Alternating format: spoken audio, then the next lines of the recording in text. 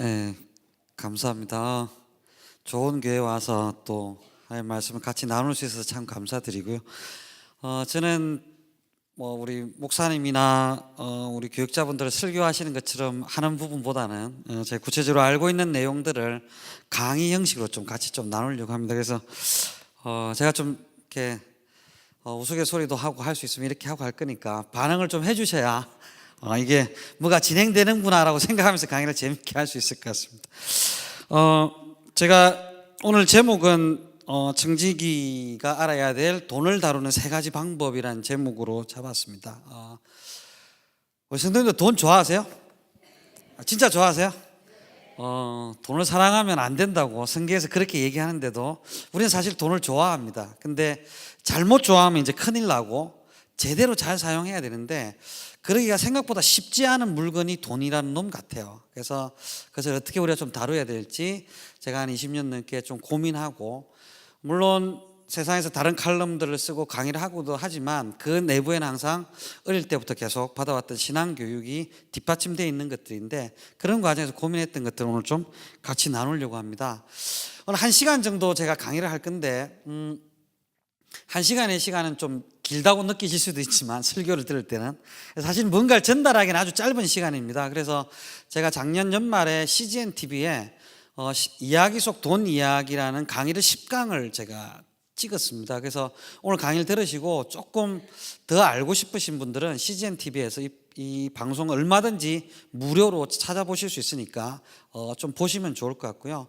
그다음에 지금 제가 중앙일보에 신성진의 돈의 심리학이라는 칼럼을 계속 쓰고 있습니다. 가끔씩 지면에 실리기도 하고 인터넷에 실리기도 하는데 그 글들이 대부분 다 제가 돈에 대한 영성을 좀 크리스찬들에게 아니지만 그런 베이스를 가지고 쓰고 있는 글들이니까 좀 읽어보시면 기속적으로 돈을 다루고 돈에 대한 이해를 하시는데 좀 도움이 되실 것 같습니다. 오늘은 크게 세 가지 테마를 잠깐 좀 말씀드리려고 하는데요. 첫 번째는 우리가 돈을 잘 다루는 청지기가 되려면 돈이 무엇인지를 알아야 되지 않습니까? 돈이 성경에 2359절에 돈에 대해서 이야기를 하고 있다고 합니다. 그 중에서 지금 이 시대에 가장 우리가 좀 유념하면서 봐야 될 성경 구절을 아까 목사님 읽어주셨는데 그 구절을 가지고 돈이 무엇인지에 대해서 같이 좀 생각을 해보고요. 두 번째는 그럼 그 돈을 어떻게 다뤄야 될지, 돈에 대한 지혜가 필요한데 그 세 가지를 제가 좀 이야기를 해보려고 합니다. 그리고 마지막으로 함께 나누고 싶은 돈에 대한 이야기를 잠깐 제가 마무리를 하면서 오늘 강의를 마치려고 합니다. 첫 번째 이야기는 돈이란 무엇인가에 대한 이야기입니다. 돈이란 뭘까? 돈이란 뭐죠? 캐시. 또 우리 또 영어가 또 어떠시? 돈이란 뭘까요?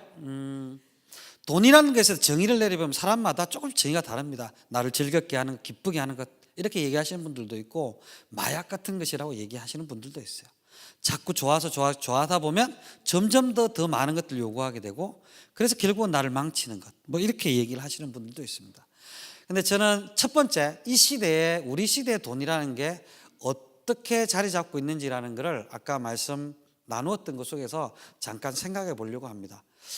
금방 읽었던 말씀은 이런 겁니다. 지금 우리 시대에 적용을 해보면 제가 교육사업을 하고 강의를 하는 사람인데 강의가 너무 인기가 좋아서 너무 강의가 많이 들어오고 강사료를 갑자기 막 높여주는 거예요. 그래서 평소보다 돈벌이가 너무 잘 되는 겁니다. 그래서 이번 달에도 많이 벌었고 다음 달도 많이 벌 것 같고 엄청 많이 버는데 이 돈은 이제 통장에 차곡차곡 쌓여 있는데 이 돈을 이제 어떻게 쓰면 살아야 되지? 이렇게 고민하는 모습이 저 성경에 나오는 모습입니다. 여러분들이 하시는 일들 중에서 사업을 하시는 분들은 사업이 너무 잘 되시는 거죠. 옛날에는 정말로 사업이 안 돼서 하나님 앞에 나서 기도하고 막 이랬는데 지금은 그렇게 안 해도 사업이 너무 잘 되는 거예요. 가게를 하시는 분들은 가게가 너무 잘 돼, 손님이 막 밀려와요. 그래서 돈을 막 주체를 할 수 없을 만큼 일이 잘 되는 거예요. 그럴 때 모습을 저 부자의 이야기로 우리에게 알려주고 있는 겁니다. 저런 경험이 있으세요? 너무 일이 잘 되는 거야. 돈이 너무 잘 들어와서 주체할 수가 없었던 그런 경험이 혹시 있으십니까? 혹시 하나님한테 좀 비난받아도 좋으니까 저런 경험을 한번 하고 싶으십니까? 제가 좀 젊었을 때 30대 지금도 뭐 저 어르신들보다 좀 젊지만 30대 때 은행을 그만두고 ING 생명에서 영업을 하고 세일즈 매니저를 했을 때 젊었을 때 돈을 좀 많이 벌었던 것 같아요. 그 당시에 제 아버님이 이제 목회를 하셔서 가난한 목회자의 아들로 이렇게 살다가 보험이라는 게 참 이렇게 10명이 만 원씩 내가지고 10만 원을 필요한 사람한테 주는 참 건강한 제도다 이런 생각들 하면서 은행을 그만두고 보험회사 들어가서 열심히 일을 했습니다. 그러다 보니까 돈을 좀 많이 벌었어요. 그럴 때 저한테 이루어진 일은 일어난 일이 이런 겁니다. 기도할 필요가 별로 없어지는 거예요. 누군가 무언가를 요구를 하면 그냥 돈을 주면 되는 거예요. 집에 뭔가 필요한 일이 있으면 돈을 주면 되는 거고, 가정에 양가에 필요한 게 있으면 돈을 드리면 돼요. 몸이 아프면 좋은 약을 먹으면 되고, 이런 식으로 돈이 있으니까 그렇게 되는 일들이 저 성경에 나오고 있는 일들입니다. 돈이란 놈이 그런 힘들이 있는 것 같아요. 근데 과거보다 지금 훨씬 더 힘이 세졌습니다. 우리 뒤에 있는 글이 그려지면 우리 같이 한번 읽어봤으면 좋겠습니다. 같이 한번 읽어보겠습니다. 시작. 모든 필요를 추상적으로 만족시키는 돈은 하나의 재화가 아니라 우상으로 자리 잡게 되었다. 우상은 삶 전체를 요구한다. 그래서 우리는 돈을 벌기 위해 소중한 것들을 희생하면서 살아간다. 2000년 훨씬 전에 쓰여졌던 성경에도 돈을 조심하라 조심하라 이런 얘기가 있는데, 지금 우리가 사는 시대는 돈이 하는 역할이 훨씬 더 많은 시대가 되었습니다. 옛날에는 부모님께 얼마나 잘하고 있냐라면 얼마나 찾아뵙고 이렇게 하는 거를 얘기를 했는데, 요즘은 얼마나 돈 보내드리냐 뭐 이렇게 이야기를 하고 있고요. 자녀 교육 어떻게 하냐 생각하고 이야기를 하다 보면 얼마나 걔한테 돈 들어가고 있는지 이런 이야기를 합니다. 모든 가치의 기준이 돈이 되어버린 시대에 우리가 살고 있습니다. 그러다 보니까 점점 우리가 살아가는 세상의 많은 모습들이 돈이 우상이 된 모습들을 우리가 보게 됩니다. 돈 때문에 가족을 버리고, 돈 때문에 사고를 쳐서 감옥에 가기도 하고, 돈 때문에 신앙에 문제가 생기기도 합니다. 그러니까 이런 상황에서 돈이라는 게 정말 우리를 힘들게 하는 경우들이 참 많습니다. 조금 더 쇼킹한 이야기를 말씀을 드리면, 제가 저희 둘째 녀석이 초등학교에 다닐 때 초등학교에 와서 강의를 한 적이 있습니다. 강의를 했을 때 강의 주제가 뭐였냐면 직업에 대한 강의였습니다. 아이들한테 이렇게 제가 질문했습니다. 얘들아, 어떤 직업을 가지고 싶어? 이렇게 질문하니까 아이들이 뭐라고 얘기했냐면 의사, 변호사 뭐 이런 얘기를 했고요. 그 다음에 또 요즘 아이들은 연예인 되겠다는 얘기를 많이 합니다. 그리고 또 몇 명 아이들은 스포츠 스타 뭐 이런 얘기를 하고요. 또 공무원 뭐 얘기하는 아이들도 있었습니다. 그 아이들한테 제가 다시 질문했습니다. 왜 그 직업을 가지고 싶어? 이렇게 질문했습니다. 아이들이 뭐라고 그랬을까요? 어떻게 아세요? 지금 성도님들과 저한테 익숙합니다. 아마 아이들이 돈 잘 벌잖아요, 돈 잘 벌잖아요 라고 대답했을 거라고 익숙합니다. 근데 제가 어렸을 때, 그리고 우리 성도님들이 어렸을 때 학교 교실에 앉아 있는데 누군가 어른이 와서 얘들아 너희들 무슨 직업을 가지고 싶어라고 얘기했을 때 우리도 아마 비슷하게 뭐 의사, 변호사 이런 얘기도 했고 사장 뭐 이런 얘기들도 했을 거예요. 또 경찰 이런 얘기도 했을 겁니다. 근데 그분이 또 다시 한번 얘들아 왜 그 직업을 가지고 싶어라고 물었을 때 저희들은 그렇게 얘기했던 것 같아요. 돈을 벌어서 가난한 사람 도와주게요, 아픈 사람 고쳐주려고요, 나쁜 놈 때려잡게요, 이렇게 얘기했습니다.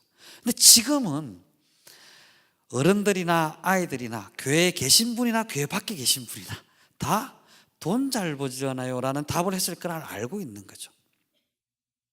그 아이들을 조사를 해보면 매년 흥사단 같은 데서 조사를 합니다. 어떤 조사를 하냐면 정직도 조사를 하는데 10억을 준다면 1억 정도 감옥에 갈 수 있냐라는 질문에 예스라고 아이들이 체크를 하는데, 초등학교, 중학교, 고등학교가 점점 아이들이 배워가면 갈수록 예스라고 체크하는 비율이 높아집니다. 고등학생이 되면 50% 이상이 10억을 주면 1억 1년 동안 감옥에 가도 된다고 체크를 합니다. 여러분, 그 아이들이 10년, 20년 뒤에 이 사회를 이끌어 갈 거예요. 대한민국은 정말 끔찍한 세상이 될 겁니다. 돈에 대한 건강한 가치관과 돈을 다룰 줄 아는 방법, 돈으로 할 수 있는 것과 돈으로 할 수 없는 것들을 잘 가르치지 못하면, 돈이 있으면 돈을 주면 1억 정도 감옥에 가도 괜찮다고 하는 아이들이 좋은 직장을 찾고 열심히 공부를 하고 사회에서 성공해 나가면서 사회를 좌지우지한다라고 하면 정말 대한민국이 어떤 사회가 될 것 같습니까? 그때 우리 교회는 어떤 역할을 할 수 있게 될 것 같습니까? 그러니까 이게 지금 우리가 살아가는 시대의 모습입니다. 그리고 그런 것에 대해서 성경이 많은 경고를 하고 있죠. 돈을 사랑함이 일만학의 뿌리가 된다고 이야기를 합니다. 지금 보시는 그림은 아나니아와 삽비라 사건을 그린 그림입니다. 초대교회 때 정말 제가 어떤 면에서 보면 참 좀 심한가 아냐 이런 생각이 들기도 합니다. 아나니아와 삽비라 한 거는 자기가 가지고 있던 밭을 팔아서 다 하나님께 바치려고 했다가 조금 숨겼어요. 그죠? 근데 그것이 문제가 돼서 죽음이라는 벌을 받습니다. 그 성경을 봤을 때 조금 심한 거 아니야? 이런 생각이 들기도 합니다. 근데 그만큼 우리에게 주시는 경고의 말씀은 뭐냐면 공동체 그리고 개인의 삶에 있어서 돈이라는 것이 어떤 역할을 하고 있는지를 되게 경고를 하시는 거죠. 그리고 여러분들 성경을 쭉 보시면 아시겠지만 예수님이 구원에 대해서 언급하실 때 많은 부분들은 돈을 어떻게 사용했냐고 참 많이 같이 언급이 됩니다. 삭개오가 구원을 받았을 때도 재물을 어떻게 쓰겠습니다라고 얘기했을 때 예수님이 이제 구원이 네 집에 이르렀다고 얘기를 하고요. 그 다음에 세상 끝날에 양과 염소를 가를 때도 어떻게 가난한 사람들 돌보고 감옥에 갇힌 자를 돌보고 이런 것들을 얘기합니다. 그것들이 다 물질 사용과 일정 정도 관련되어 있습니다. 물질을 잘 쓴다고 천국에 이런 건 아니지만 정말로 우리의 영적인 상태하고 그것이 정말로 밀접하게 연결되어 있다는 부분들 많이 얘기를 해 주십니다. 자, 근데 성경에 보면 돈을 사랑함이 일만학의 뿌리가 된다고 얘기하는데 돈을 사랑하십니까? 돈을 싫어하세요? 좋아하십니까? 그래서 어떤 분은 책 제목을 이렇게 했었어요. 예수님 다음으로 돈이 좋아요. 이렇게 했습니다. 우리는 그런 마음들을 좀 더 공유를 하게 되는데요. 근데 무섭긴 하지만 우리가 돈을 거부할 수도 없고 거부해서도 안 됩니다. 그래서 우리가 청지기로서 돈에 대해서 다루기 이전에 생각해야 될 그리고 우리가 신앙적으로 고백해야 될 세 가지 원리가 있습니다. 그게 뭐냐면 첫 번째가 돈은 하나님이 주신다는 겁니다. 하나님이 나쁜 거, 너 벌 받아라고 이거 가지고 유혹받아라고 주시는 게 아니고 이걸 통해서 선한 일을 하고 잘 사용하면서 내가 누리는 복을 잘 누리라고 우리한테 주시는 겁니다. 그렇기 때문에 이 돈 자체가 나쁜 게 아니고 돈을 다루는 우리의 태도와 우리의 능력이 참 중요합니다. 그것이 첫 번째 우리가 신앙을 고백해야 되는 겁니다. 근데 참 저게 쉽지 않습니다. 왜냐하면 우리가 어제 밤까지 또 금요일 밤까지 늦게 돈을 벌기 위해서 정말 열심히 일했거든요. 옆에 있는 사람은 놀 때 나는 열심히 일했거든요. 그래서 그게 하나님께서 주신 게 아니고 내가 번 거예요라는 얘기를 막 하고 싶을 때가 있습니다. 그것을 놓을 때 정말로 하나님께 주시는 축복을 아마 누리실 수 있게 될 겁니다. 그래서 저것은 우리가 신앙 고백을 억지로 힘들게 해야 되는 고백 중에 하나인 것 같습니다. 그래서 하나님 주시는 거고 그래서 조금 다른 말로 하면 하나님 마음입니다. 우리가 한다고 되는 게 아니고 하나님이 주시는 겁니다. 그리고 또 두 번째 우리가 같이 고백해야 될 게 뭐냐면 돈의 양이 문제가 아닙니다. 가끔씩 교회에서 저하고 생각이 좀 다른 부분들은 가끔씩 교회에서 축복을 받으면 부자가 된다는 이야기를 하는 경우들이 가끔씩 있는 것 같습니다. 근데 저는 제가 가지고 있는 신앙은 그건 아닌 것 같습니다. 하나님은 때때로 1달란트를 주시기도 하고요. 때때로 2달란트를 주시기도 하고 때때로는 5달란트를 주시기도 하십니다. 우리가 다 받은 달란트가 1달란트든 2달란트든 5달란트든 우리가 해야 될 것은 그것에 대해서 충성하는 겁니다. 왜 쟤는 5달란트 주는데 나한테는 1달러밖에 안 주는 거예요? 라고 따지시지 말고 또 내지는 부러워하지도 말고 그것 때문에 자괴감에 빠지거나 자존심 상해하실 필요도 없습니다. 단지 하나님께서 뜻이 있으셔서 우리에게 주셨기 때문에 그걸 가지고 그것에 충성하는 것이 우리가 할 바입니다. 그러면 때로 하나님께서 우리한테 2달란트, 5달란트 더 주실 수도 있고요. 아니면 그것이 너한테 족하고 내가 다른 것으로 내게 축복을 주겠다고 하실 수도 있습니다. 돈이 많은 축복을 받았지만 다른 것 때문에 힘들게 사는 사람들이 얼마나 많습니까? 하나님께서 우리에게 주시는 복은 물질만은 아닌 것 같습니다. 그래서 돈의 양이 문제가 아니다라는 것에 대해서 우리가 명확하게 인지하실 필요가 있고 그것을 우리가 신앙으로서 고백하실 필요가 있습니다. 그다음 세 번째는 뭐냐면 잘 관리해서 좋은 평가를 받아야 됩니다. 예수님 맡기신 것에 대해서 반드시 평가를 하신다고 이야기를 하십니다. 그래서 막연하게 돈에 대해서 우리가 이야기하는 것을 사실 좀 꺼려하기도 하고요. 좀 거부감을 가지고 있는 경우도 많이 있습니다. 그리고 그냥 기도하면 되잖아 라고 얘기하시는 분들도 많이 있습니다. 근데 저는 그것이 정말 좋은 태도이지만 그것보다 한 걸음 더 나가서 그러면 하나님께서 우리 주신 것을 잘 다루기 위해서 우리가 어떤 지혜를 가져야 될까? 그 부분들을 우리가 좀 고민하고 또 공부하고 같이 한번 하나님 앞에 실험도 해보고 그런 모습들이 필요한 것 같습니다. 그래서 제가 오랫동안 좀 생각하면서 제가 생각할 때는 이런 방법들을 좀 사용해 보시면 좋겠습니다라는 것을 오늘 제가 성도님들께 좀 소개를 해드리려고 합니다. 청지기가 알아야 할 돈을 다루는 3가지 방법 대해서 같이 한번 얘기를 해보겠습니다. 첫 번째는 같이 한번 읽어볼까요? 시작. 요셉의 지혜, 오늘의 돈과 내일의 돈을 구분하라. 예. 돈이라는 놈이 우상으로 존재할 수도 있고요. 우리한테 아주 좋은 도구가 될 수도 있습니다. 근데 그것을 잘 다루려면 우리가 어떤 문제가 있을 때 그걸 잘 다루려면 잘 이렇게 구분을 할 줄 알아야 되거든요. 카테고리를 잡아서 구분하고 이 구간구간별 뭔가를 해낼 때 우리가 그것을 잘 다룰 수 있게 되면 대부분의 문제들이 그런데 돈도 제가 그런 것 같아요. 그래서 시간을 가지고 오늘의 돈과 내일의 돈을 좀 나눌 줄 알아야 됩니다. 두 번째는 뭐냐면 오늘의 돈을 관리하는 시스템을 만들어. 오늘 우리가 사용하고 매달 예산에서 수립한 그 돈들을 어떻게 좀 나눌까? 역할에 따라서 나누는 부분들이 필요하고요. 세 번째 같이 한번 읽어보겠습니다. 시작. 돈을 땅에 묻어두지 말고 내일의 돈을 남겨라. 그래서 돈을 그냥 성경에는 땅에 묻어둔 것에 대해서 예수님이 뭐라고 하시는데 그것을 그냥 제대로 관리하고 제대로 투자하지 못하고 하는 것에 대해서 우리가 좀 책임감을 느낄 필요가 있는 것 같아요. 그것에 대해서 제가 3가지로 좀 말씀을 드리려고 합니다. 첫 번째는 오늘의 돈과 내일의 돈을 구분하라고 하는 이야기입니다.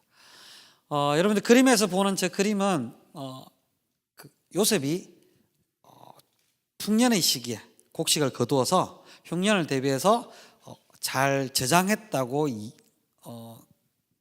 생각되는 그 이집트에 남아있는 창고의 그림입니다. 곡식 창고의 그림인데 우리가 지금 보이시면 같이 한번 말씀을 창세기 42장 47절 말씀을 같이 한번 읽어보겠습니다. 시작. 7해 풍년에 토지 소출이 심히 많은지라 요셉이 애굽 땅에 있는 그 7년 곡물을 거두어 각성에 저장하며 저장한 곡식이 바다 모래같이 심이 많아 세기를 거쳤으니 그 수가 한이 없음이었더라. 풍년이 되었을 때 그 풍년은 풍년 하나님께 주신 풍년 진짜 좋다라고 생각하고 그거를 다 그 해에 다 즐겨버릴 수도 있습니다. 근데 성경이 우리한테 알려주시는 거는 그렇게 하면 안 돼. 왜냐하면 흉년이 풍년 7년 뒤에 올 거잖아라고 얘기하고 흉년에 대해서 대비하라고 말씀을 주셨습니다. 근데 우리의 인생도 보면 풍년이 있고 흉년이 있습니다. 젊은 날 참 많이 벌 수 있는 시기가 있고요. 또 일이 잘 되는 시기가 있고 일이 잘 안 되는 시기들이 있습니다. 그런 시기들을 우리가 대비하는 지혜가 필요합니다.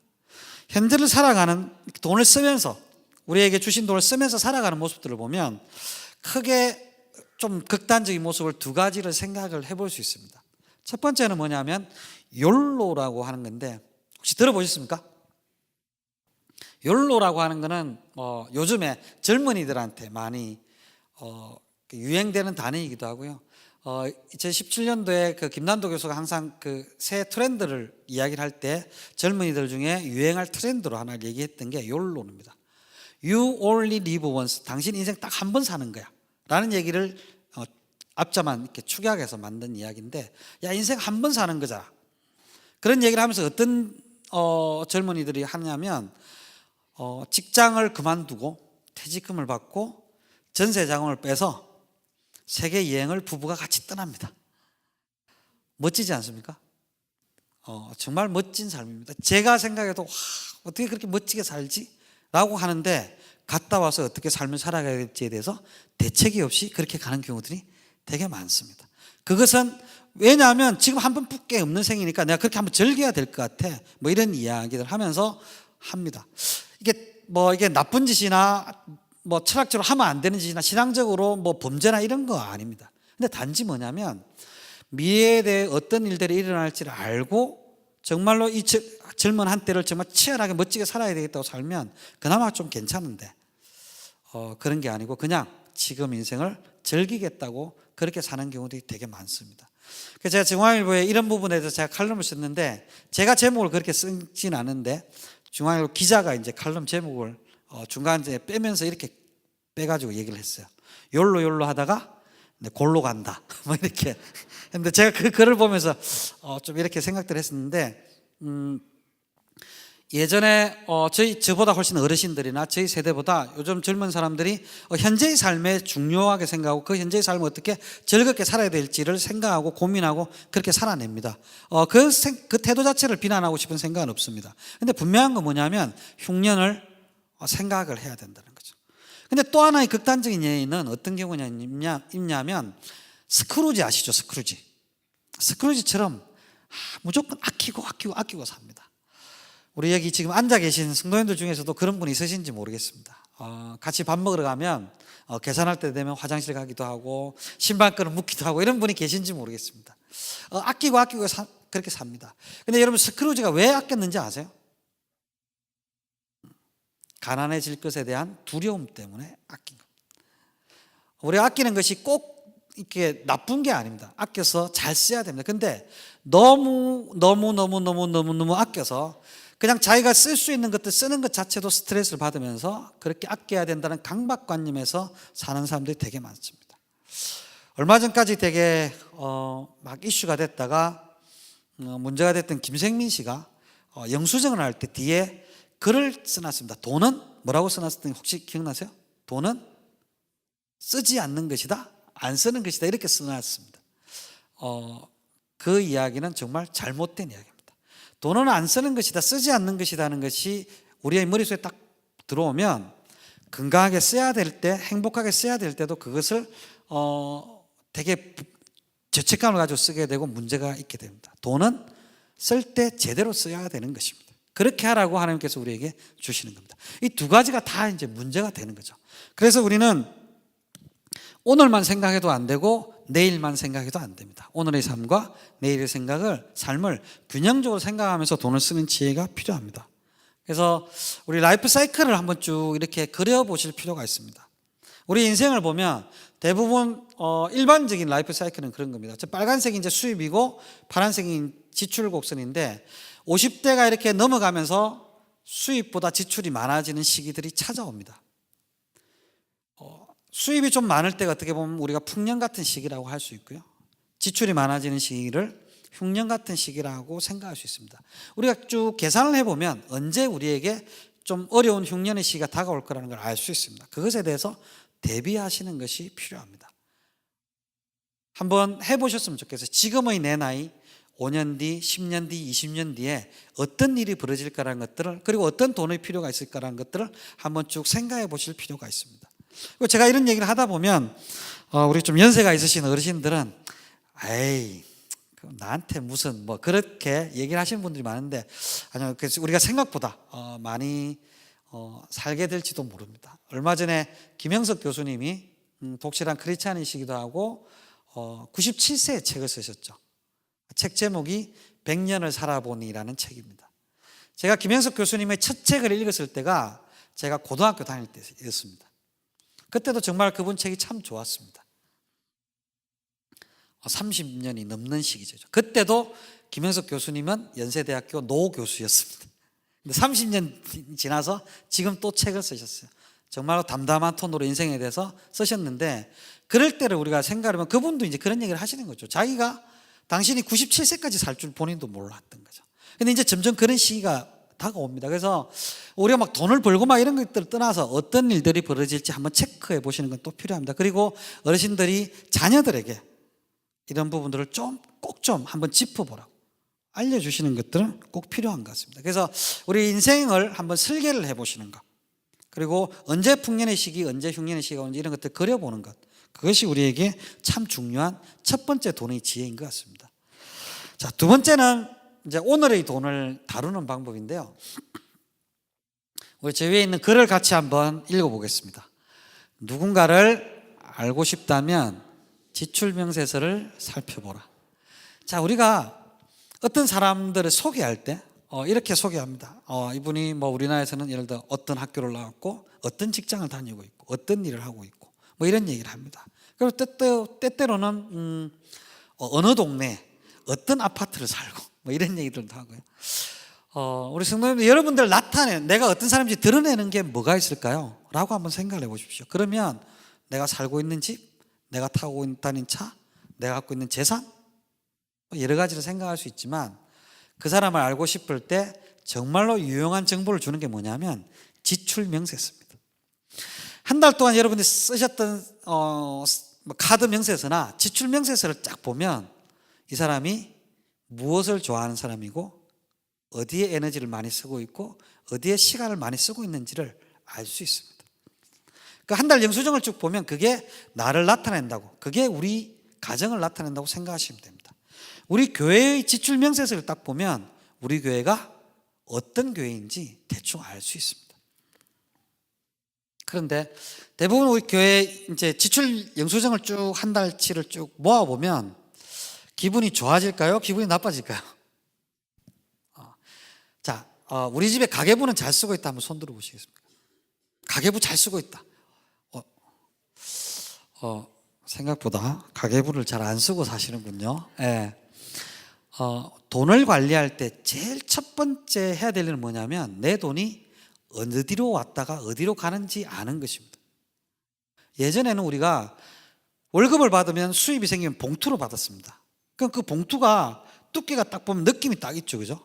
그 다음에 그 봉투를 예전에도 돈 관리 잘하는 분들은 봉투별로 나눕니다. 생활비, 아이들 학교에 들어갈 돈, 부모님 드릴 돈, 저축, 이렇게 돈을 나누는 그런 분들이 돈을 관리를 잘했거든요. 근데 요즘은 돈이 느낌이 없습니다. 월급이 들어오면 숫자로 탁 들어오죠, 그죠? 숫자로 들어왔다 걔가 언제까지 남아 있습니까? 금방 없어져요. 허락도 안 받고 이놈이 지갈대로 그냥 쑥 가버립니다. 그래서 월급은 내 통장을 스쳐 지나가는 사이버머니, 느낄 수도 없고 만질 수도 없고 막 이래요. 그래서 관리하기가 아주 힘듭니다. 그래서 돈을 잘 관리를 하려면 기록을 하는 게 아주 중요합니다. 그래서 첫 번째 하셔야 될 건 뭐냐면 내 돈을 한 달 동안 어떻게 쓰고 있는지를 일단 파악을 하는 겁니다. 그래야 내가 제대로 쓰고 있는지 안 쓰고 있는지 알게 되는데, 지출 명세서를 딱 보면서 한번 생각을 한번 해보십시오. 이게 예를 들어서 저라고 하면 이게 신성진이라는 사람을 제대로 나타내고 있는 거야? 이게 신성진이라는 사람을 그대로 나타낸다고 내가 인정할 수 있는 거야? 맞아? 라고 하면서 그 지출 명세서를 한번 보는 거죠. 그러면 대부분의 경우에는 변화가 필요하다는 생각들을 많이 하게 됩니다. 그때 그런 거 안 썼어야 되는데, 이런 고민들도 많이 하게 되고요. 그때 그런 쪽으로 써야 되는데, 이런 생각들 많이 하게 됩니다. 여기서 놀기 좋아하고 그런 분들은 노는 영수증이 많고요. 책을 읽고 이런 분들은 그런 영수증이 많고, 뭐 음악이나 뮤지컬 좋아하시는 분들은 공연 영수증이 많고, 또 헌금하고 선교지에 보내고 이런 영수증들이 쭉 이 돈의 지출 내역들이 있을 겁니다. 그 지출 내역이 바로 나라고 생각하시면 됩니다. 그럼 그게 변경이 필요할 때 어떻게 해야 될까? 그럴 때 예산이라는 것에 대해서 여러분들이 한번 생각을 해보셔야 됩니다. 가계부를 적으시는 분이 별로 없으시기 때문에 예산을 세우시는 분은 아마 더 적을 거라고 생각이 듭니다. 제가 예산에 대해서 알게 된 게 이런 계기입니다. 혹시 여러분들 레미제라블이라고 하는 뮤지컬 영화 보셨습니까? 보신 분 한번 제가 잠깐 파악을 좀 보셨고, 장발장이란 이야기는 아시죠, 그죠? 네, 장발장 이야기는 아마 많이 아실 겁니다. 장발장은 빵을 훔쳐서 감옥에 갇혀가지고 19년 동안 감옥에 있었습니다. 근데 그 감옥에 왜 있었냐면 빵을 하나 훔쳤다고 단지 19년에 있었던 것이 아니라 억울하니까 계속 탈출 시도를 하다가 계속 길어지고 해서 이제 19년 동안 있었던 거죠. 근데 19년 동안 있다가 이제 가석방이 됩니다. 가석방 되고 막 하는 이야기가 지금 뮤지컬 레미제라블에 나옵니다. 근데 가석방이 돼서 다니는데, 지금 우리나라에도 그런 것들이 조금 있지만 프랑스에도 그런 게 있었나 봐요. 전과자들을 배척하고 막 이렇게 핍박하고 이런 일들이 있었나 봅니다. 그래서 장발장이 감옥에서 나와서 뭔가 좀 여행도 하고 먹고 살 걸 막 찾아도 반겨주고 먹여주고 재워주고 이런 사람들이 아무도 없고 다 구박만 해요. 그런데 단 한 사람, 미리의 신부가 장발장을 성당으로 데리고 와서 먹여주고 재워줍니다. 단 한 사람 자기를 따뜻하게 환대해주고 그렇게 대접해준 사람이 딱 미래의 신부 단 한 사람이 있었습니다. 그런데 장발장이 어떻게 하죠? 그 성당에서 은쟁반을 훔쳐서 도망을 갑니다. 장발장이 원래 나쁜 놈이었는지 아니면 감옥에 가서 오랜 세월 동안 나쁜 놈이 되었는지 그건 잘 모르겠습니다. 어쨌든 정말로 해서는 안 된 짓을 한 나쁜 놈인 거죠. 그래서 은쟁반을 훔쳐서 도망을 가다가 경찰한테 잡힙니다. 경찰한테 뭐라고 그랬냐면 신부님이 주신 거예요. 이렇게 얘기한 거죠. 경찰이 보기에 웃기는 거죠. 웃기는 소리 하지 마 임마. 이러면서 그 장발장을 잡아와서 저 미래 신부 앞에 데려놓으면서 경찰이 이렇게 얘기합니다. 신부님, 이놈이 은쟁반을 훔쳐 도망가는 거를 밤에 도망가는 걸 잡아왔습니다. 한번 확인해 보시죠. 얘가 신부님이 주셨다고 그러더라고요. 이러면서 얘기를 하는데 이 미래의 신부가 뭐라고 얘기하죠? 내가 준 게 맞다고. 그러면서 은촛대를 가지고 갑니다. 형제, 왜 이 은촛대는 가져가지 않았는가라고 얘기하면서 그 은촛대를 주면서 뮤지컬에 노래하는 장면이 여러분 뒤에 보시는 저 장면입니다. 미래의 신부가 잘한 겁니까? 잘못한 겁니까? 거짓말 했는데요. 예수 믿는 사람이. 그 미래의 신부의 이 말이 장발장을 변화시킵니다. 이 상황에서 장발장이 내가 왜 이런 사람이 됐지? 라고 고민하고 회개하게 되고 착한 사람으로 살아가게 됩니다. 자, 근데 이 뮤지컬 영화를 보고 나서 저희 가족들이 같이 영화를 보고 나서 제 둘째 아들 녀석이 아주 초등학교 5학년 때인가 그랬는데 저 뮤지컬을 보고 나서 아빠, 레미제라블 책을 보고 싶어요. 이렇게 얘기해요. 아마 레미제라블 소설을 읽어보신 분들은 아마 별로 안 계실 거예요. 한 600페이지 정도 되는 게 5권이거든요. 그래서 초등학생이 그걸 읽어보는다고 그러길래 제가 그래 한번 읽어봐. 아빠가 너 이 책 다 읽으면 진짜 21 사줄게 이러면서 책을 한 권 1권을 사줬습니다. 왜냐하면 그 전에 뭐 해리포터, 나니아 연대기 이런 걸 읽었었거든요. 혹시나 가능할까? 이러면서 책을 사줬습니다. 한참을 지나가서 이 녀석이 책을 가지고 왔어요. 가지고 오면서 아빠 100페이지 정도 읽었는데 아직 장발장이 안 나와. 이렇게. 이게 이제 대하 소설이다 보니까 뭐 프랑스의 혁명 그 시대 상황이 어떻고 막 이런 얘기가 나오고, 그리고 프랑스 소설을 읽어보신 분들은 알겠지만 사람 이름이 뒤에 앵앵앵앵으로 많이 끝나거든요. 그래서 되게 어려워요.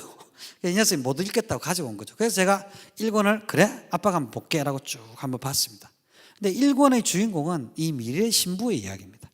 빅터 루이고가 그 당시 프랑스에서 다른 대부분의 성직자들이 다 부패하고 착복하고 이러고 있던 시대에 정말로 존경받던 신부가 한 분 있었는데 그분을 모델로 해서 이 소설을 쓴 거죠. 그래서 미래의 신부라는 캐릭터를 만들었는데 제가 소설을 보면서 이건 뭐지? 라고 놀랬던 게 뭐냐면 미래의 신부가 예산을 수립한 거예요. 성도님들도 마찬가지고 저도 그렇지만 우리가 살아가다 보면 우리한테 선한 성품이 있습니다. 하나님께서 선한 성품이 있고 우리가 안에 살아계신 하나님의 영이 역사를 하시다 보면 순간적으로 나도 모르게 되게 착한 일을 할 때가 있습니다. 저도 그런 경험들이 많이 있습니다. 내가 어떻게 이렇게 착한 일을 했지? 뭐 이런 경우들이 가끔씩 있습니다. 아마 그런 경험들이 다 있으실 겁니다. 그런데 어려운 건 뭐냐면 아주 오랫동안 지속적으로 반복적으로 선한 일들을 하기가 힘든 거고, 그런 사람들을 보면 우리가 존경하고 인정을 하는 거거든요. 제가 미래의 신부가 저도 그럴 수 있을 것 같아요. 한 사람이 핍박받고 막 박해받고 이러면 와서 먹여주고 재워주고 뭐 먹여주고 재워줄 때 있으니까 한번 할 수 있을 것 같습니다. 그런데 아주 오랫동안 지속적으로 반복적으로 좋은 일을 하기는 힘든데 저 예산을 보니까 예산이 전부 다 보이십니까? 자선병원에 어머니의 자선을 위하여 구조아온 고아들을 위하여 모든 돈을 다 가난한 사람들과 고아들을 위해서 다 쓰고 있는 거죠. 제 당시에는 예산을 정부에서 교회에 주던 때입니다. 그래서 그 돈을 전부 다 대부분의 성지자들이 다 빼돌리고 자기들 잘 먹고 잘 살 때 쓰던 데인데 저 미래의 신부는 저 돈들을 전부 다 가난한 사람들을 위해서 쓰고 있던 거죠. 그 모습을 견디다 못해서 수녀가 같이 성당에 있던 수녀가 추가로 예산을 요청을 합니다. 우리 신부님은 너무 가난한 사람들 많이 돌아보고 하신다고 마차로 막 다니시는데 경비가 많이 드니까 조금 더 추가로 경비를 주세요 라고 해서 추가로 경비를 받아내는 것도 전부 다 저렇게 예산을 세우는 것들이 소설에 나와 있더라고요. 그걸 보면서 야, 이건 진짜구나라는 생각이 들었습니다. 그러면서 제가 예산에 대해서 생각해 봤습니다. 우리 중앙성결교회가 어떤 교회인지 보려면 예산을 보면 어떤 생각과 철학을 가지고 있는지 알게 됩니다. 대한민국 정부가 어떤 철학을 가지고 있고 어떤 생각을 가지고 있고 어떤 태도를 가지고 있는지를 예산을 보면 알 수 있습니다. 기업들이 어떤 회사인지를 알려면 예산을 보면 알 수 있습니다. 근데 예산을 안 세우면 어떻게 될까요? 우리 중앙성결교회가 예산을 안 세우고 1년을 살면 어떤 일이 벌어질 것 같습니까? 돈이 여유가 있을까요? 부족할까요? 우리는 교회가 돌봐야 될 것들, 선한 일들, 해야 될 일들이 너무 많을 겁니다. 교육도 해야 되고 선교지에 후원도 해야 되고 가난한 사람들 돌봐야 되고 너무 할 일들이 많을 거예요.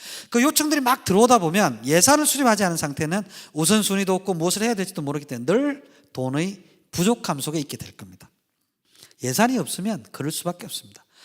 여러분들 헌금을 좀 많이 하셔서 교회 재정이 지금보다 좀 더 많아져도 예산이 없으면 늘 부족할 수밖에 없습니다. 왜 그러냐면 쓸 때는 더 많아지거든요. 왜? 우리는 해야 될 것들이 너무 많고 돌봐야 될 것들이 우리 주변에 너무 많기 때문입니다. 근데 여러분들 가정에 예산을 세우십니까? 제가 이렇게 여쭤봅니다. 요즘 좀 여유가 있으세요? 좀 여유가 있으세요? 이렇게 여쭤보면 다 힘들어요. 다 그러죠.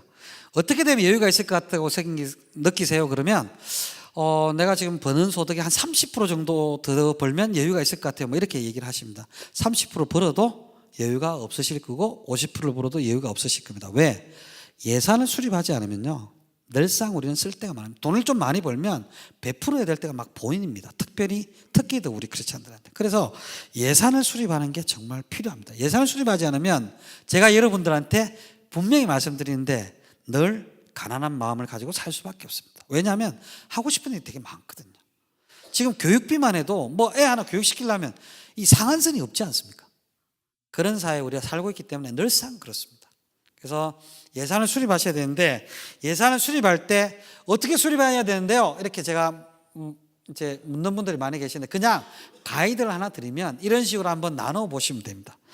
먹고 우리 식사하고 하는 거, 마시고 하는 거는 놀고 모여서 같이 회식을 한다든지 모임을 한다든지 이럴 때 쓰는 돈들. 그 다음에 노는 거는 우리 같이 모여서 놀러 가고 여행 가고 이렇게 하는 것들. 그 다음에 타는 거 관련된 거는 교통비.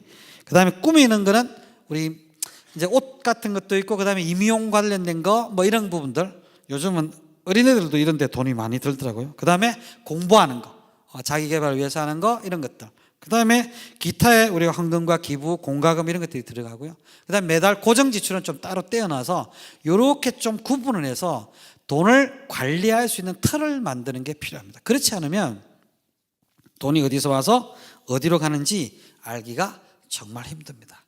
그래서 이걸 통해서 여러분들이 마련해야 될 시스템이 뭐냐면 4가지 통장 시스템입니다. 연예인들 중에 가끔씩 방송에 나와서 재테크를 통해서 부자가 된 사람들을 쭉 보시면 공통점이 하나가 있습니다.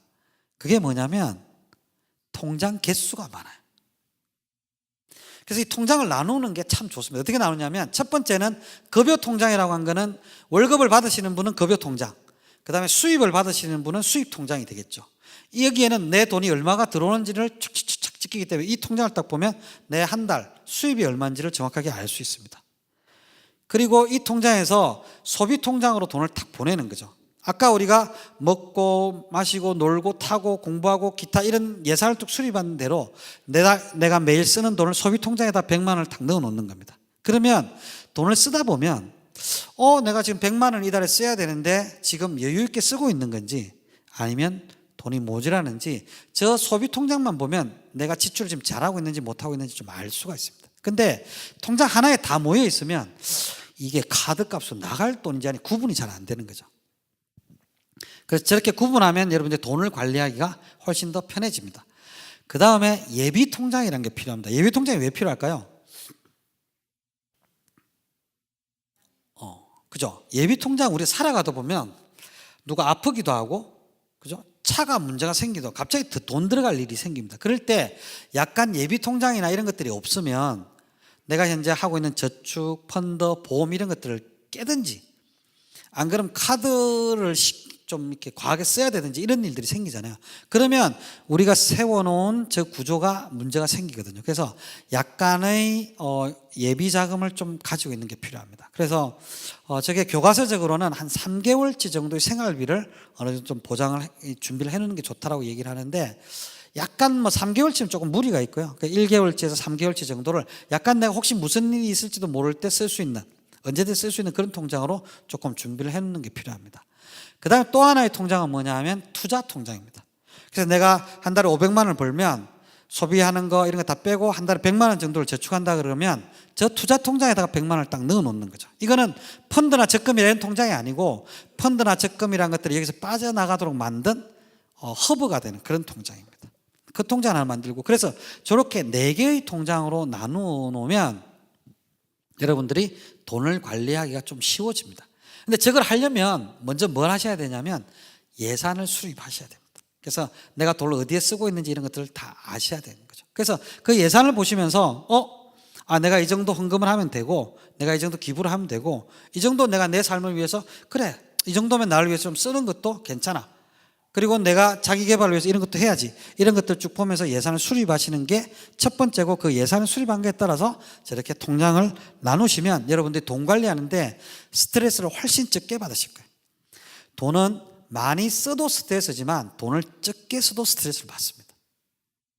내가 지금 버는 만큼 쓰는 것에 너무 아끼려고 하는 것도, 그것도 건강한 태도가 아니거든요. 근데 예산을 딱 수립해 놓으면 그 사이에서는 여러분들이 그냥 쓰셔도 됩니다. 그렇게 주시는 축복을 누리는 방법이 예산을 수립하는 방법이라고 여러분들이 생각하시면 좋겠습니다. 자, 그 다음은 뭐냐면 투자와 관련된 거. 우리 청지기 비유해 보면 한 달란트 받은 자를 예수님이 아주 심하게 뭐라고 하십니다.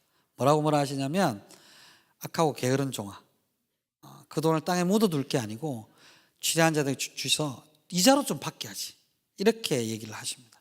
자, 그 당시에는 우리가 지금 시대가 좀 달라서 땅에 묻어두는 것이 지금 어떤 거하고 비슷하냐면요, 지금 금고에 넣어두는 것하고도 비슷하지만 은행에 넣어두는 것하고도 또 사실 비슷한 측면들이 있습니다. 어떤 거냐면, 그 당시에는 이제 인플레이션이라는 게 없었는데 지금은 인플레이션이라는 게 있습니다. 내가 지금 100만 원 가지고 살 수 있는 물건이 1년 정도 지나면 얼마가 되죠? 예를 들어서 105만 원이 되는 게 인플레이션이고 물가 상승입니다. 근데 지금 은행에 100만 원을 넣어놓으면 1년 뒤에 돈이 얼마가 됩니까? 102만 원, 103만 원이 됩니다. 그죠? 그러면 1년 뒤에 내가 원래 살려고 했던 것은 105만 원이 됐는데 내가 은행에 저축에 넣어놓으면 102만 원, 103만 원이 되는 거죠. 그러면 실제 100만 원짜리 100만 원이 102만 원, 103만 원이 됐지만 돈의 가치가 늘어난 겁니까? 줄어든 겁니까? 실제는 더 줄어든 겁니다. 그래서 우리가 은행에만 계속 돈을 넣어두는 건 어떻게 보면 돈을 아주 잘못 다루는 것 중에 하나가 될 수가 있습니다. 그런데 그렇다고 해서 투자를 막 하다 보면 또 좀 문제가 생기죠. 그래서 우리가 해야 될 게 뭐냐면 통장을 여러 개를 이제 나누어 보는 겁니다. 지금 예를 들어서 100만 원을 내가 저축을 한다 그랬을 때 하나의 통장에 100만 원을 다 저축을 해놓는 게 아니고 내가 저축해야 될 이유가 있습니다. 아이들 교육비도 있고요. 그다음 나중에 결혼 20주년, 30주년 여행 갈 수 있는 돈도 있고, 그다음 나중에 선교 여행을 가기 위해서 모으는 돈도 있고, 되게 다양한 목적들이 있습니다. 그 목적들을 따라서 이유를 탁탁탁 적어 놓는 거죠. 지금 대한민국에서 통계를 내보면 내가 1년 적금을 시작해서 1년 만기돼서 찾는 비율이 한 70% 내외 정도 된다고 그러고요. 3년 적금을 넣어서 만기까지 찾는 비율이 30% 정도밖에 안 된다 그러거든요. 생각보다 우리가 시작은 하는데 나중에 제대로 끝까지 못 가는 경우들이 많습니다. 그게 왜 그러냐면 목적을 분명하게 생각해 놓지 않기 때문에 그렇습니다. 자, 우리가 여러분들 이제 돈을 저축을 할 때 목적을 적어 놓아야 되는 이유는 뭐냐면 그 돈을 제대로 끝까지 가기 위해서 저축하는 것이 첫 번째이고요. 두 번째는 뭐냐면 저축을 하려면 금융상품을 선택해야 되죠. 그죠? 어떤 금융상품이 좋은 금융상품인가요? 예, 이자 높고 또 그죠? 이자 많이 주고 안전하고 내가 찾고 싶을 때 언제든지 찾을 수 있게 이게 이제 좋은 상품입니다. 그래서 사람들이 와서 가끔씩 여러분들에게 이런 얘기를 할 때가 있습니다. 야, 이거 진짜 너한테만 알려주는데 이자도 됐다 놓고 진짜 안전하고 잘 모르는 거 너만 해. 이렇게 이야기하는 사람들이 가끔씩 있습니다. 그 사람들은 주로 어떤 사람들이죠? 그죠. 세상에 수익도 높고 안전하고 언제든지 찾아서 할 수 있는 상품은 없습니다. 그죠? 그럼 우리가 어떻게 해야 되죠? 자, 금융상품은 금융상품을 만들 때 이 상품을 어떻게 사용하라고 목적을 가지고 만듭니다. 예를 들어서 언제든지 뭐 불입하고 인출하고 막 이런 걸 편하게 하면서 이자를 좀 높게 받게 하기 위해서 만든 상품이 MMF, MMDA, CMA 이런 상품입니다.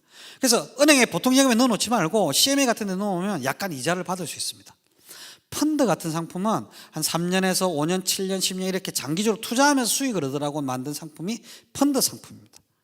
보험회사에 있는 뭐 변액연금이나 이런 상품들은 10년, 15년, 20년 저축할 때 쓰라고 만든 상품입니다.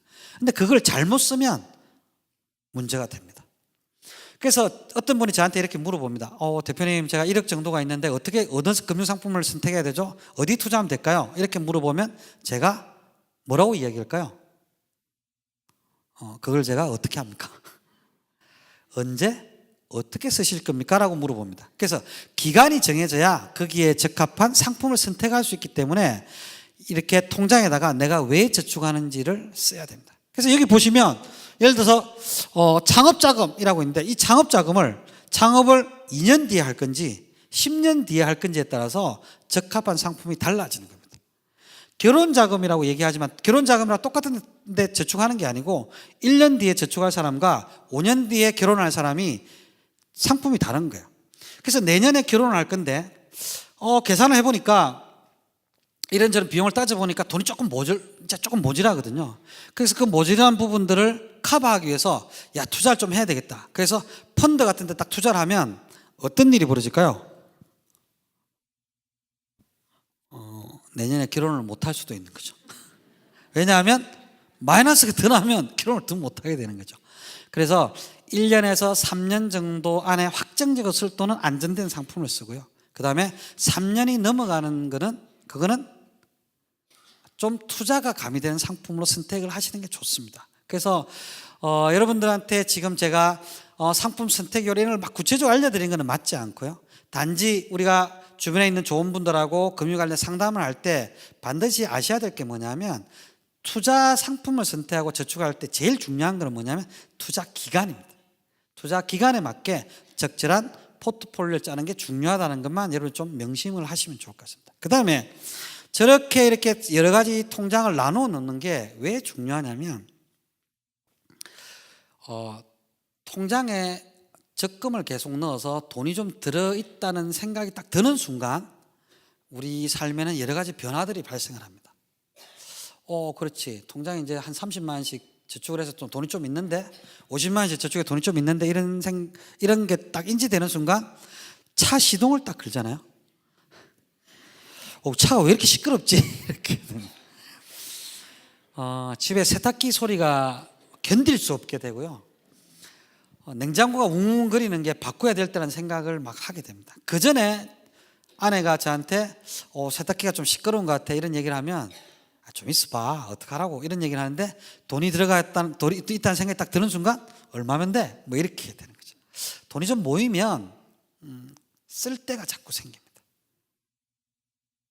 그래서 그 쓸 데를 막으려고 하면 내가 왜 이 저축을 하는지를 명확하게 알아야 됩니다. 자녀들 대학을 보내기 위해서 등록금을 마련하려고 하고 있는 저축을 세탁기 소리가 좀 시끄럽다고 해서 막 그렇게 깨지는 않잖아요. 그죠? 그래서 목표를 정확하게 적어 놓는 게 필요하고요. 그 다음에 살다 보면 아무리 목표가 있었다 하더라도 돈을 깨야 될 때가 있습니다. 왜냐하면 저 같은 경우는 이제 고향에 어머니가 계신데 뭐 어머니가 아프시다든지 이런 일이 있으면 적금을 하더라도 깨서 병원비를 써야 되죠. 그런데 저렇게 통장이 나누어져 있으면 우리가 결정을 할 수 있습니다. 뭐 여행 가는 건 다음에 가야지 이러면서 내가 선택을 할 수 있습니다. 근데 100만 원씩 다 들어가 있잖아요. 그러면 그냥 그걸 깨야 되는 거예요. 그걸 깨서 병원비를 쓰고 난 다음에 돈이 남죠. 조금. 그 남은 돈은 어떻게 되죠? 그래, 이건 하나님이 내 여행 가라고 주신 돈이야 이러면서 쓰는 거죠. 그러다가 모았다가 빵 되고 모았다가 빵 되고 이랬습니다. 그래서 저렇게 통장을 나누어 두는 게 정말 중요합니다. 그래서 지금 댁에 가셔서 저축하고 있는 통장이 있잖아요. 그 저축하는 통장을 딱 이렇게 째려 보시면서 내가 왜 저축을 하고 있지? 라고 한번 생각을 한번 해보십시오. 그리고 그것이 내가 저축하고 있는 목표에 맞다라고 하면 거기에다가 내가 왜 저축을 하는지를 적어 놓으시고, 혹시 그걸 쓰고 싶을 때 그 적어 놓은 걸 보시면 훨씬 더 그걸 끝까지 유지를 할 수가 있습니다. 근데 그렇지 않으면 중간중간에 돈을 깨야 될 일들이 너무 많이 생기실 거예요. 그래서 제가 여러분들 말씀드리고 싶은 거는 저 목적들을 잘 보십시오. 내가 앞으로 이제 살아가면서 1년, 3년, 5년, 10년 동안에 내가 어떤 일에 내 돈을 쓰고 싶은지를 목표를 쭉 적어 놓고 그 목표에 따라서 저 목표를 보면 여러분들 정말 어떤 삶의 태도를 가지고 있는지가 쭉 드러날 겁니다. 그에 따라서 돈을 배정을 하는 거죠. 자, 그런데 저 돈을 배정을 할 때 해보니까 아니 내가 저축할 수 있는 돈은 뭐 50만 원밖에 안 되는데 저축해야 될 돈은 200만 원을 저축해야 저걸 다 할 수 있는데 이런 일들이 생깁니다. 그럴 때 어떻게 하냐면 그냥 할 것만 하자 이렇게 하는 게 아니고 내가 목표를 적어놓고 거기에 지금 그 30만 원을 저축해야 되지만 그 목표를 적어놓은 통장에 만 원짜리 적금이라도 시작을 하시는 게 그게 경험상으로 훨씬 더 돈을 모아나가고 하는데 도움이 되더라고요. 그래서 그런 방법들을 여러분들 좀 권해드립니다. 자, 제가 말씀드린 것들을 조금 정리를 해보면 이런 겁니다. 첫 번째는 뭐냐면 우리가 돈을 생각하고 저축하고 소비하고 이럴 때 무엇을 생각해야 되냐면 시간을 생각하자. 어떤 시간을 생각해야 되냐면 지금 내가 쓸 수 있는 시간, 써야 되는 시간과 미래에 내가 써야 될 돈이 있는데 그것을 한번 구분해서 써보자라는 생각들을 여러분들이 하셨으면 좋겠습니다. 그렇게 할 때 내가 살아갈 때 나한테 받은 미션이라는 부분들을 중심으로 이것들 쭉 따져보는 게 필요한 것 같고요. 두 번째는 뭐냐면 예산을 수립해서 시스템을 한번 만들어 보는 거죠. 조금 귀찮으실 수도 있습니다. 한 달 동안 내가 썼던 걸 모아보고 예산을 수립하려면 조금 귀찮을 수도 있는데 평생에 한 번은 이런 귀찮음을 여러분들이 좀 겪어보시기를 부탁을 드립니다. 그 세 번째는 땅을 돈에 묻지 말고 돈을 남겨야 되는데 돈을 남겨두는 방법이 제가 여러 가지 방법들이 있지만 단 하나만 말씀드렸습니다. 무슨 방법이냐면 내가 왜 이 저축을 하고 있는지를 명확하게 목표를 적어두세요. 그러면 그 돈이 차곡차곡 쌓여서 여러분들이 써야 될 곳에 점점 쓰실 수 있도록 그렇게 될 겁니다. 그렇게 여러분들이 돈 관리를 해주시기를 좀 부탁을 드립니다. 그 다음에 제가 이제 교회에서 말씀을 나누는 거기 때문에 우리 성도들이 같이 나누고 싶은 이야기를 잠깐만 하나 말씀을 나누고 오늘 이야기를 마치려고 합니다. 하나님의 영이 임했을 때 초대교회에 큰 다양한 변화들이 있었습니다. 그 다양한 변화들 중에 우리가 기억해야 될 변화 중에 하나는 재물에 관련된 변화라는 것들을 기억하고 계실 것입니다. 자기가 가진 것들을 내어놓고 네건 내가 따지지 않고 같이 나누었던 것들, 그걸 아마 기억을 하고 계실 겁니다. 그리고 성경에 무수하게 많은 사람들의 이야기는 하나님이 함께 하실 때, 하나님의 영이 임하실 때 재물을 사용하고 재물을 어떻게 관리하는 것의 태도와 행동들이 바뀌었다는 것들을 아마 여러분들 기억하실 겁니다. 그래서 저는 그런 결심들을 우리가 할 필요가 있다고 생각합니다. 거룩하게 벌고 벌 때 어떻게 버느냐가 그 사람의 신앙을 드러내는 거고 하나님께서 함께 하시는 것이냐 아니냐를 드러내는 거라고 생각하고요. 그 다음에 정말 거룩하게 쓰는 것이 필요합니다. 제가 이 거룩하게 쓴다는 것을 얘기할 때 지나치게 스트레스를 받으시지 않으셨으면 좋겠습니다. 하나님 안에서 정말로 즐기고 누리는 것 자체도 정말 거룩한 거라고 생각을 하고요. 정말 하나님 앞에서 건강하게 잘 누리시되 제대로 잘 쓰셨으면 참 좋겠습니다. 그리고 세 번째로 이 거룩하게 잘 나누셨으면 좋겠습니다. 그리고 또 하나 제가 말씀드리고 싶은 건 뭐냐면 돈의 영역에서 정말로 치열한 영적 전쟁이 벌어지고 있다고 저는 생각합니다. 대한민국에서 정말로 정직하게 사업을 해서 돈을 벌기가 참 힘듭니다. 근데 우리 주변에 같은 성도가 정말로 정직하게 돈을 벌고 있다고 생각하고 그렇게 판단이 되실 때는 그런 분들을 좀 도와주셨으면 좋겠어요. 한국 사회에서 정말로 건강하게 기업하는 데가 있다는 얘기가 들리면 그 회사의 상품을 좀 사주셨으면 좋겠어요. 기업이 잘못되어 있고 CEO가 문제가 있고 이런 회사의 물건보다 좀 그런 것들을 사주고 하시면 좋겠어요.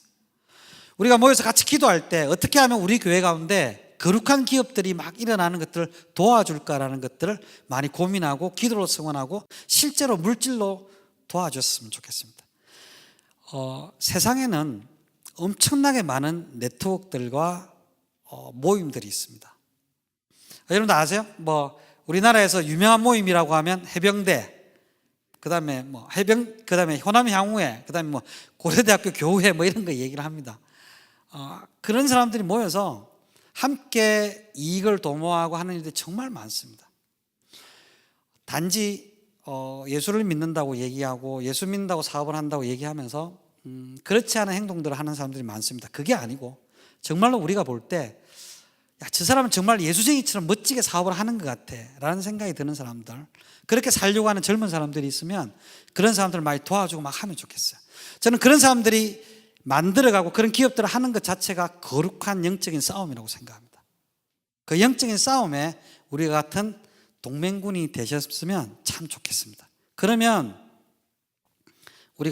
우리 사회에서 우리의 아이들이 나쁜 짓 하지 않고 돈 때문에 돈을 우상으로 섬기지 않고 그렇게 살아가는 그런 사회가 되지 않을까라는 생각을 해봅니다. 그래서 개인적으로 돈 관리 잘 하시는 여러분들 되시고요. 중앙성결교회는 100년이 넘는 역사를 가지고 있고 한국교회에서 정말 상징적인 교회로 제가 알고 있습니다. 그리고 정말 선한 사역들을 많이 하고 있는 걸로 알고 있습니다. 그게 또 이 거룩한 기업을 일으키고 하는 그 네트워크들에 대한 사역들, 그런 것들이 일어나고 그 소식들을 제가 또 듣고 한국교회에 들리기를 간절히 소원합니다. 같이 기도하겠습니다. 하나님, 부족한 사람을 참 좋은 교회에 보내주시고 짧은 시간이지만 말씀을 나눌 수 있게, 하나님께서 주신 지혜를 나눌 수 있게 해주셔서 정말 감사합니다. 제가 나눈 말씀들 중에서 정말로 주께서 원하시는 말씀만 우리 성도들의 머릿속에 기억되게 하시고 그 말씀이 정말로 살아 움직여 역사하셔서 행복하고 기쁘게, 그리고 선하고 거룩하게 주님께서 주신 돈을 사용하고 그 돈을 통하여서 거룩한 일들을 하고 영적인 싸움들을 해나가는데 도움이 되도록 주께서 역사하여 주시옵소서. 저는 잠깐 왔다 가지만 하나님께서 항상 이곳에 함께 하시고 세상이 감당할 수 없는 거룩한 일들을 이곳에서 만들어 가시옵소서. 모든 말씀 예수 그리스도 이름으로 기도했습니다. 아멘.